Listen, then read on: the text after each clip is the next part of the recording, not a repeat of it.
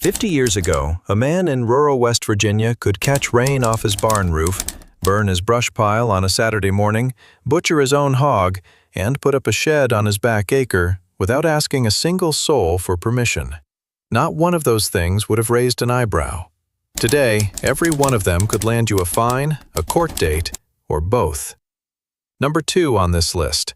Something your grandfather did with a handsaw and a level on weekends can now get a structure you built with your own hands ordered demolished by people who have never set foot on your property.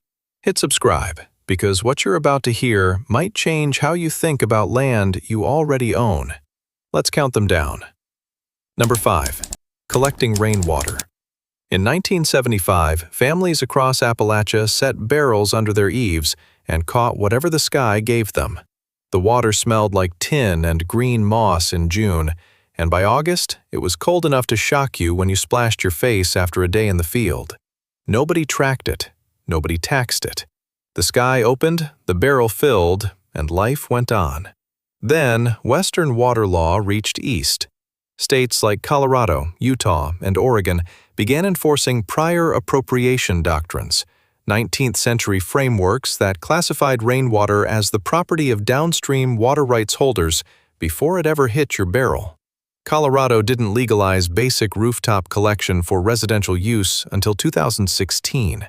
Before that, a woman in Denver catching rain for her tomato plants was technically breaking the law. Oregon prosecuted a man for collecting rainwater on his own property and handed him a 30-day jail sentence and a fine of over $1,500. Most states still cap how much you can store. Some limit you to 110 gallons, not enough to carry you through a 2-week dry spell.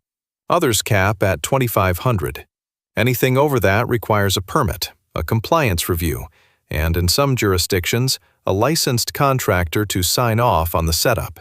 The rain has not changed. The barrel has not changed. But the sky you're collecting from now belongs, in some legal sense, to people who don't live anywhere near you. Here's where this list gets personal. Everything so far might sound like bureaucratic noise, annoying, maybe unfair, but distant. The next 3 entries are different. They don't just fine you for catching water. They reach into the way your family ate, the way your family built its home, and the way your family stayed fed through lean years. Your grandfather didn't do these things to make a statement. This was just life. Number 4. Selling raw milk to your neighbor. In 1975, a dairy farmer in eastern Kentucky could walk a mason jar of milk across the fence line, hand it to the man next door, and collect $1.50 without a second thought. The neighbor knew the cow. He'd watched it graze for 10 years. That was the only inspection either of them needed. The FDA started moving against raw milk sales in the 1980s. By the early 2000s, what used to be a handshake deal had become a legal minefield, mapped differently in every state. Today, raw milk sales are illegal in roughly 20 states. In others, you can sell only on the farm itself, never at a market. Some states require herd share agreements, where the buyer technically owns a portion of the cow just to get around distribution laws. Federal law bans interstate raw milk sales entirely. Farmers have been raided. Equipment has been seized. Products have been poured down a drain by men wearing gloves. First offense fines for unauthorized sales start around $500 and climb to $5,000 for repeat violations. In some states, a second offense triggers criminal charges. The milk has not changed. The cows have not changed. But the space between a farmer and his neighbor is now filled with regulations thick enough to choke a Holstein. Number 3. Home butchering for sale.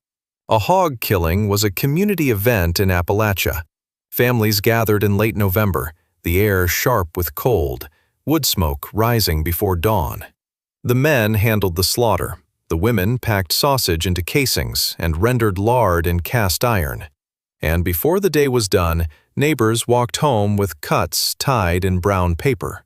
A farmer could sell those cuts, trade a side of pork for a cord of wood, or send a package down the road to the widow at the end of the lane.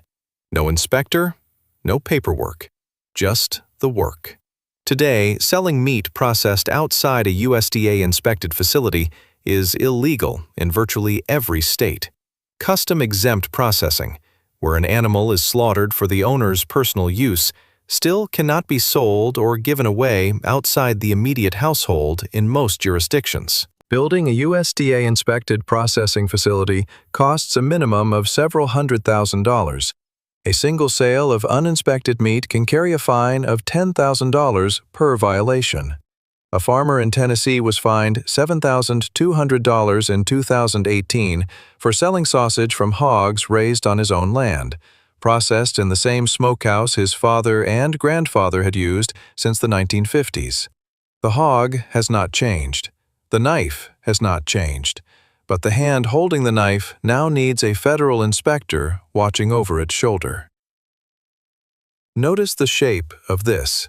Every entry follows the same arc, a skill that cost nothing, required no permission, and harmed no one, gets pulled inside a regulatory framework that costs money, demands paperwork, and treats self-reliance as a problem to be managed. The last two entries make that impossible to look away from. Number 2. Building without a permit. Your great-grandfather built his barn with lumber he milled himself, on a rig he also built himself. Nobody from the county drove out to check the footings. If a man needed a shed, he built a shed. A root cellar, same story.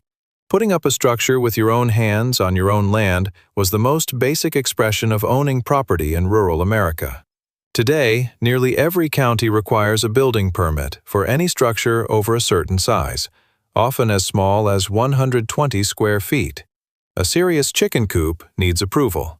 The permit process involves plan reviews, setback compliance, foundation inspections, and final occupancy sign-off.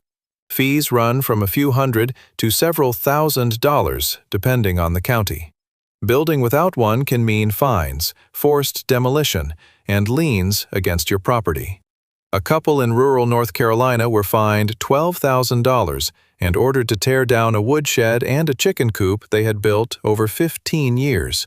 Structures built exactly the way the husband's father had taught him, using methods that go back to the 1880s. People have lost homes they built with their own hands because the roof pitch didn't match county code. The land has not changed. The lumber has not changed. But the right to build on what you own now requires permission from people who will never set foot on it. Number 1. Disconnecting from the grid entirely. In the 1970s, families across rural Appalachia lived without electricity, running water, or municipal hookups because those services hadn't reached them yet. Nobody penalized them for it. They lit kerosene lamps, pumped water by hand, heated with wood, and got on with their lives. It wasn't primitive, it worked. Today, many jurisdictions require occupied dwellings to connect to municipal water, sewer, and electrical service wherever those services are available. International building codes adopted by most counties now mandate electrical service as a condition of occupancy. A home without a grid connection can be condemned as uninhabitable. Families in Florida, Alabama, and Missouri have faced fines and legal action for living in homes that met every practical need but failed code requirements for utility hookups. Daily fines in some jurisdictions run $100 from the moment a notice is issued. The right to live without depending on centralized systems, a right every generation before this one exercised without asking anyone, now requires permission that is rarely granted. Try telling your grandfather he needs a permit to catch rain off his own roof. Watch his face. That slow shake of the head is everything you need to know about what changed and what it cost. Share this with someone who remembers when owning land meant something simpler. And if you have a story, a skill that used to be legal where you live, a fine someone you know actually received, leave it in the comments. This list could have been 50 entries long, and every single one of them would have made your grandfather furious.